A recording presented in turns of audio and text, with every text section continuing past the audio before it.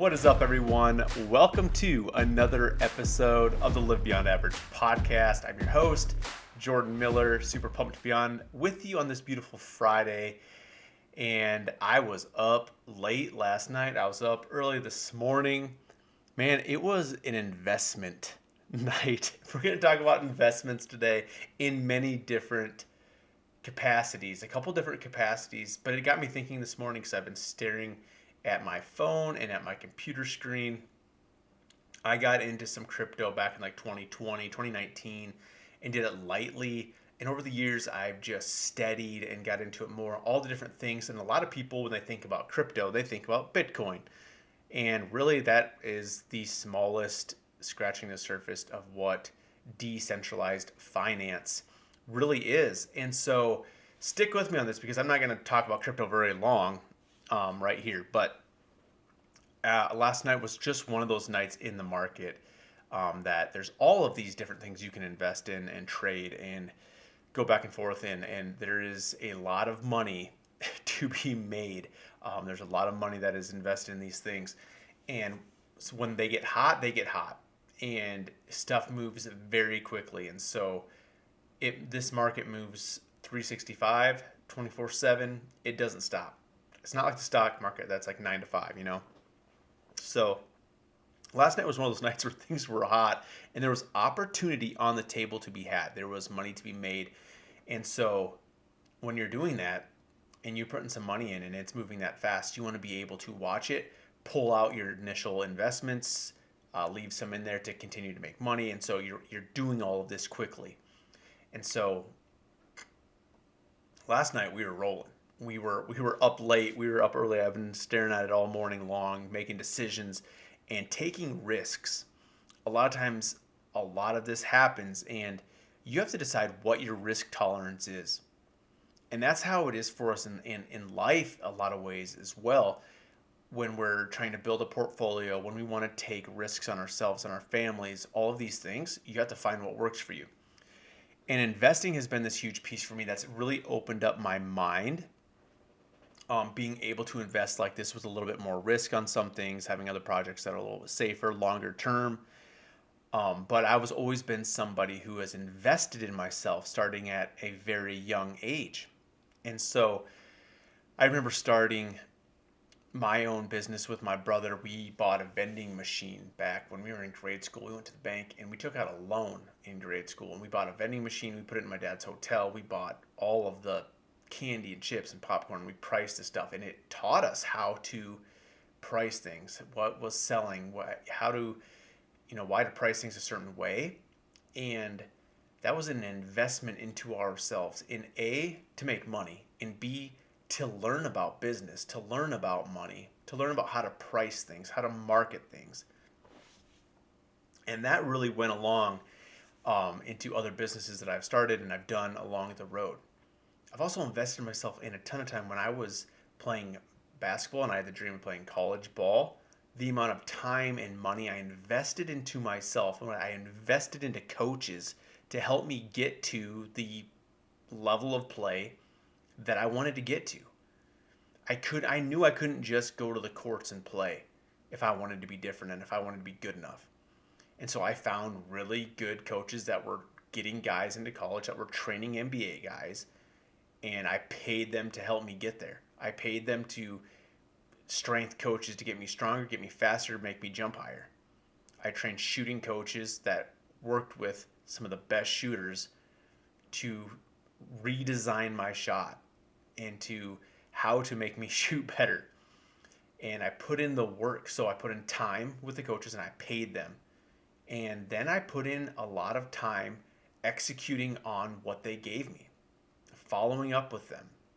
That's a huge investment that was paid off then later. That's the thing about investments, is they're not always fast. There's sometimes this quick return, but the big returns are usually much later.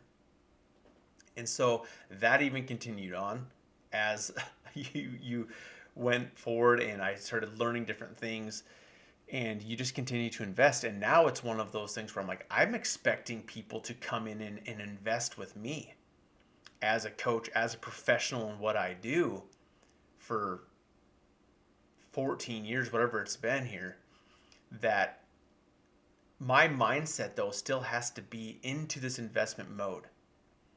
Because when I'm expecting people to come in and spend money with me, I can't just sit back and like hoard the money and not then return the energy.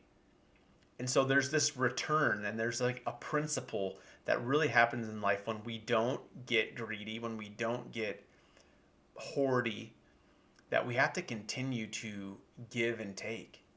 Give and receive is probably the better term there. And so if you have this mindset of like always receiving, it's never going to be as big as you really want it to be. Instead of taking the things that you've received and also pouring them back out. So pouring back out time into people and helping them, pouring back out money into receiving coaching for yourself to learn different things, to pour money back into donating to charities that you really believe in, to donating money to people that you know you can directly help. There's these principles that when you give graciously with an open heart, you also receive graciously. And there really is something there. And so I really think too, as you're paying for coaching, like I pay a dog trainer to help me learn how to train my dog better. And I get together with him and he helps me work and he gives me things to work on.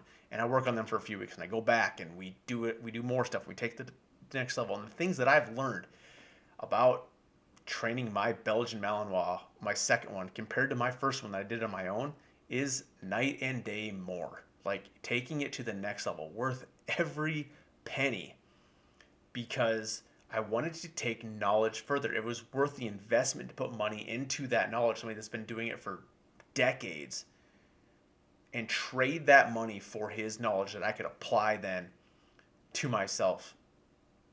And it's one of those things too where it's like, I watched my kids at karate last night, or excuse me, Taekwondo, they started.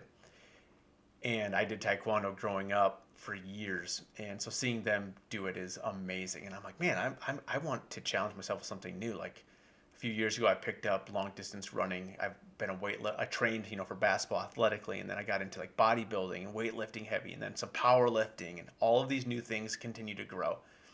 And I was a sprinter in college as well. And so I'm like, I want a long distance run. This is hard. So I started investing money in shoes and running gear, and so much time into learning how to long distance run.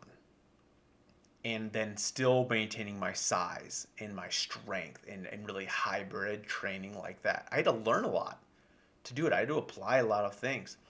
And now I'm like, man, my guy who helps me train my dogs also teaches boxing, and I reached out to him. I'm like, I'm gonna do some boxing sessions with you.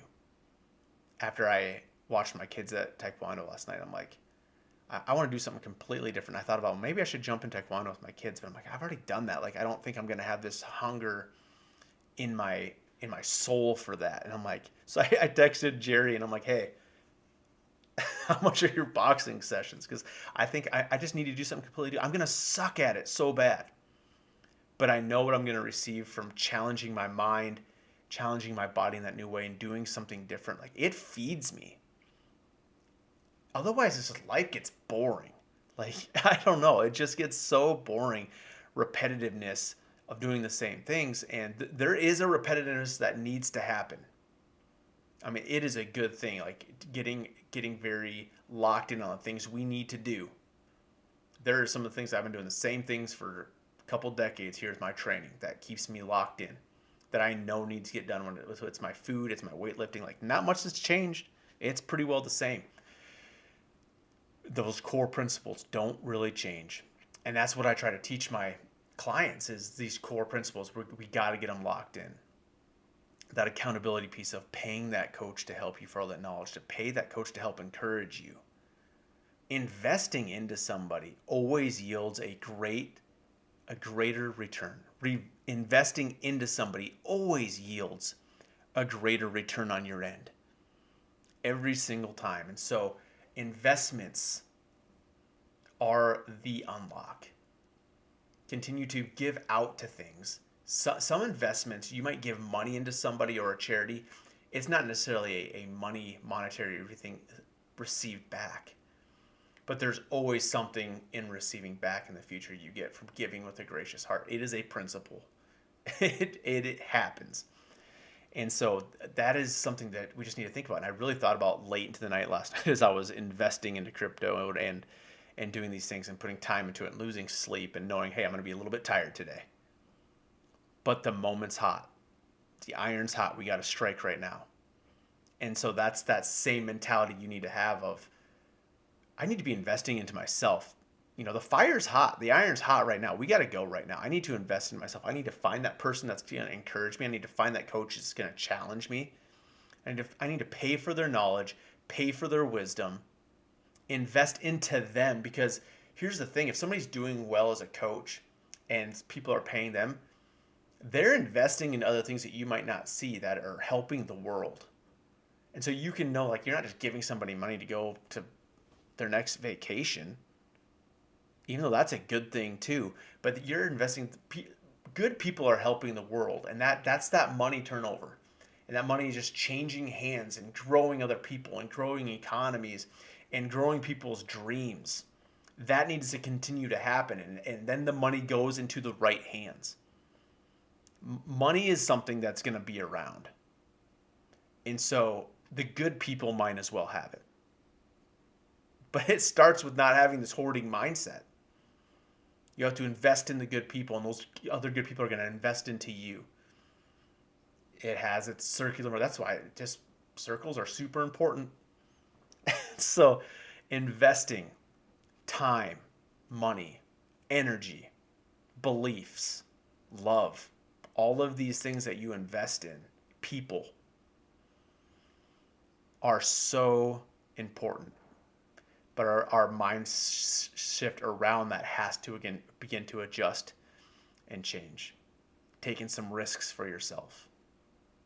And then applying faith into that risk. Not just risking and then worrying. Risking and then applying faith that that risk you took is going to have a reward. And it's going to pay off.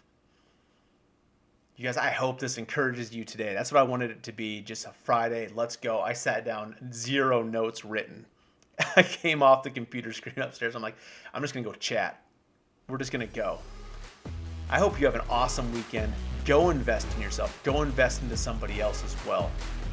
And let's continue to grow this thing and live beyond average. We'll talk to you later.